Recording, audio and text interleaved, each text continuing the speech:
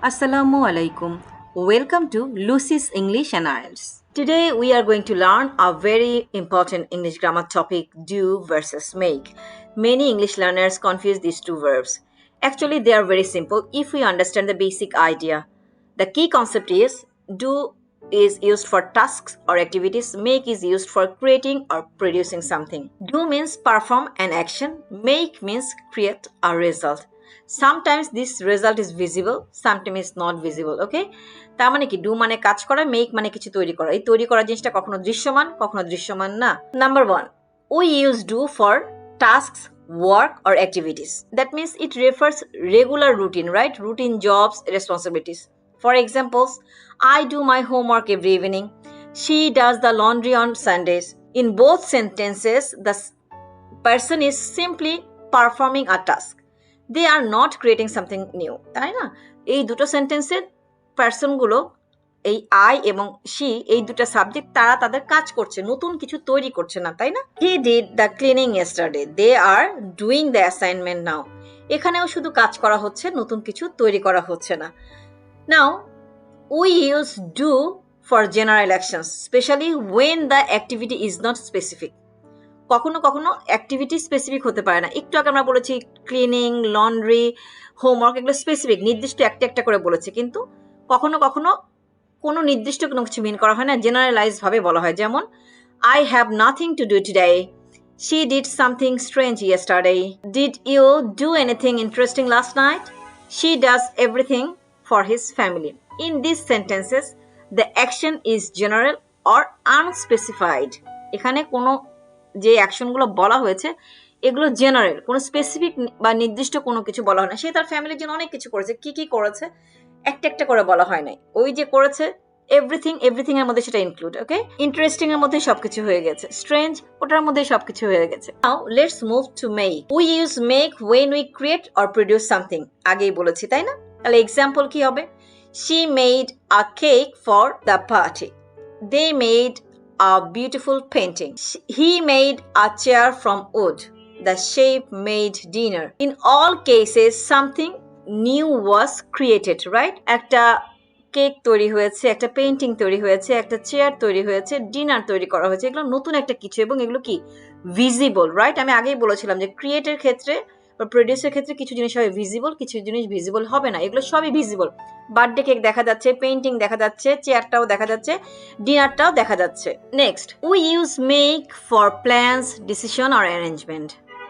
For example, she made a decision to study abroad, we made a plan for the weekend, I made a choice carefully, they made an arrangement for the meeting. এখানে যে speaker সে কিছু তৈরি করছে, তাই না? সবগুলো, যেমন একটা প্ল্যান করেছে, একটা ডিসিশন নিয়েছে, একটা প্ল্যান করেছে, একটা জিনিস সিলেক্ট করেছে, তাই না? চয়েস করেছে, দেন আরেকটা হচ্ছে অ্যারেঞ্জমেন্ট করেছে। কিন্তু এগুলো কি দেখা যাচ্ছে? দেখা যায় না। এগুলো কি মেন্টাল আউটকাম, আপনাকে ব্রেন খাটিয়ে, মাথা খাটিয়ে করতে হচ্ছে, তাই না? তাহলে এক্ষেত্রে আমরা কি মাথায় রাখতে হবে? তাহলে মেক কোথায় কোথায় ইউজ হচ্ছে? প্ল্যানস, ডিসিশন অ্যান্ড অ্যারেঞ্জমেন্টের ক্ষেত্রে কি হচ্ছে? মেক হচ্ছে, ওকে? আবার মেক কিছু কিছু ক্ষেত্রে ইউজ হয় যখন কোনো কিছু রেজাল্ট, যখন কোনো একটা কিছু কারণে অন্য একটা কিছু ঘটে, তখনও মেক হয়। That means we use make when something causes result. For example, the joke made everyone love, the news made her happy, the movie made me cry, the words made me angry. In this sentences something caused a reaction, কিছু একটা হয়েছে, result. জোকের কারণে হাসি, নিউজের কারণে happy, মুভির কারণে কান্না, ওয়ার্ডের কারণে রাগ, তাই না? একটার কারণে আর একটা ঘটেছে, মানে একটা কিছু ঘটিয়ে সেটা রেজাল্ট হচ্ছে, সেক্ষেত্রেও কি হবে? মেক হবে। এখন আমরা কিছু কমন এক্সপ্রেশন দেখব ডু এর। যেমন ডু কার কার সাথে হয়? Do homework, do exercise, do the dishes, do research. For example, she does exercise every morning, the company does business internationally. এগুলো কি হচ্ছে? ডু হচ্ছে। আমরা এখন কিছু কমন এক্সপ্রেশন দেখব মেক এর জন্য। মেক দিয়ে কি কি কমন এক্সপ্রেশন হয়? তাহলে make money, make a mistake, make a phone call, make progress. Example যদি দেই সেন্টেন্সে, তাহলে কি হবে? He made a mistake in the report, they made great progress this year. তাহলে এগুলো জায়গাতেও মেক ব্যবহার হবে ফিক্সড। এগুলো কি ফিক্সড থাকবে সবসময়, তাই তো? এতক্ষণ তো শিখলাম rules, now will learn some exception because English always has some. Number 1, we say make the bed. হ্যাঁ, মেক দ্য বেড মানে বিছানা গুছানো বা বিছানাটা মানে সুন্দর করে রাখা, ঠিক আছে? তাহলে এটা তো একটা টাস্ক। আমরা একটু আগে শিখেছিলাম টাস্ক বা কোনো কিছু করা হলে ওটাকে কি হবে, ডু, কিন্তু এক্ষেত্রে সবসময় হয় make. For example, she makes the bed every morning, I forget to make the bed today. So even though it's a task, English uses make here, তাই না? এখন বাংলা আমরা যেভাবে বলবো, কেউ যদি বাংলা শেখে তাকে সেভাবেই আমাদের মতো করে বলতে হবে, তাই না? আর যেহেতু ইংলিশ আমাদের ল্যাঙ্গুয়েজ না, তো আমরা যখন ইংলিশ শিখবো তখন ইংলিশটা কিভাবে বলে সেভাবে আমাদেরকে শিখতে হবে, right? Now second exception, we say do good or do harm. Example যদি দেই, the charity does a lot of good, smoking does harm to your lungs. তাহলে এই যে smoking does harm to your lungs, তার মানে কি smoking এর কারণে লাংসে কিন্তু ক্ষতি হচ্ছে। তাহলে কি রেজাল্ট বা কজ, হ্যাঁ কজ কি স্মোকিং, রেজাল্ট কি লাংসে হার্ম হচ্ছে, কিন্তু এখানে তো মেক হওয়ার কথা, তাই না? কিন্তু এটা এক্সেপশন, এখানে কি হবে, ডু হবে। যেহেতু স্মোকিং হচ্ছে গিয়ে থার্ড পারসন, এই জন্য ডু এর জায়গায় কি হয়েছে, ডাজ হয়েছে। বুঝতে পেরেছেন? তাহলে এসব জায়গাতে কি হবে, সবসময় ডু হবে। And then next, make sure, right? আমরা একটা শব্দ সবসময় ইউজ করি মেক শিওর। তো এক্সাম্পল দিলে কি হবে, please make sure the door is locked, please make sure you are ready, I will make sure everything is ready, তাই না? মেক শিওর এটা কি, এটা একটা ফিক্সড ফ্রেজ করা হয়, আমরা সবসময় নর্মাল কনভারসেশনে এগুলো কিন্তু ইউজ করি। ফার্দার এক্সেপশন কি আছে, ডু সামওয়ান আ ফেভার, কাউকে কোনো কিছু ফেভার করা।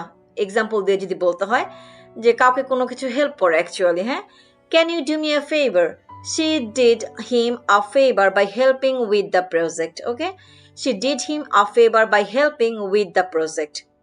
তাহলে সব ক্ষেত্রেও ডুটা ফিক্সড। তাহলে আমরা যদি রিভিউ করি এবং সিম্পল ট্রিক আনি মনে রাখার জন্য, তাহলে কি হবে, if something create then use make. Exception তো এক্সেপশন, এক্সেপশন মাথায় আলাদা করে রাখেন। If we perform a task we use কি, ডু। তার মানে কি create equal to make, task equal to do. সেন্টেন্সগুলো আমরা এখন প্র্যাকটিস করে দেখি আমাদের হয় কিনা। তাহলে বুঝতে পারলেন মেক আর ডু এর মধ্যে বেসিক পার্থক্যটা কি বা ডিফারেন্সটা কি? If you practise this expressions or these words regularly, I promise soon using them correctly will become automatic. Okay? See you in the next lesson. Thanks for watching. If you like this video, please like, comment and share. And don't forget to hit the bell icon for the upcoming videos.